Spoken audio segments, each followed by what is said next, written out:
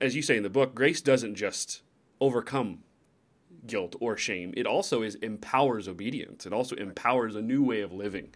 Right. So talk about that, because I think that often our conceptions of grace is that grace is the thing I get when I become a Christian and he forgives me of all of my sins, and then for the rest of my life, well, of course God continues to give me grace, but for the most part I'm on my own when it comes to this, trying to this upward climb into holiness, trying to just working really, really hard to get there. But you're saying that grace actually empowers obedience in this. Talk to us about that. How does grace empower obedience? Yeah, I think there's a couple of different misconceptions about grace. I Sure. think you're onto one of them, is that a lot of people think, well, grace is the thing I get at the beginning of the Christian life, and then I got to go focus on something else after that. Another misconception is that grace is a pleasing disposition to me. The most popular definition of grace that you hear is that grace is unmerited favor. Now, let's be clear. Grace is something you get at the beginning of the Christian life. Sure. Don't want to reject that. Grace is unmerited favor.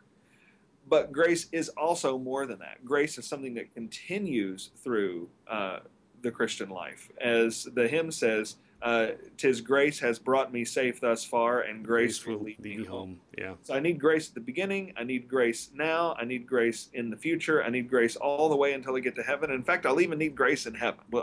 We are people who must become grace addicts, because we can't live without it. We need to move from porn addiction to grace addiction. Right. But another misconception about grace is that it's not just this unmerited favor. It is that. I want to say that, but it is also power. Grace is God's power whereby He gives us what we need to be different. And the way we get that grace is by getting close to Jesus. So if I'm hungry and I need physical strength, I got to get close to a sandwich. If I'm sleepy, Yeah. I need rest, I got to get close to a bed. And if I am in a struggle with porn and I want power to overcome it, I got to get close to Jesus. I need Jesus to give me grace, like I need a sandwich to give me strength, and even more so. And so grace is what God gives to us to empower our obedience to Him. Grace forgives us of our sin, and grace empowers us to be different. And the way we get that grace is by believing it. When I believe, this is Romans 6. In Romans 6, the Apostle Paul says in Romans 6, 1-10, here's two things you need to know about who you are. Number one, you're dead. When Jesus died, you died with Him. And number two, you're raised. When Jesus raised, you raised with Him. But and he gives 10 verses of explanation of that. And the interesting thing about it is that it does not seem to be true. It doesn't seem like, when I look at my life, it doesn't seem like I'm dead and I'm raised. But Paul says that's true. And so after he gets through the 10 verses of explanation about it, in verse 11 he says, "Therefore you must consider yourselves dead to sin and alive to God in Christ." After he tells us you're dead and you're raised, the first thing we do is believe it.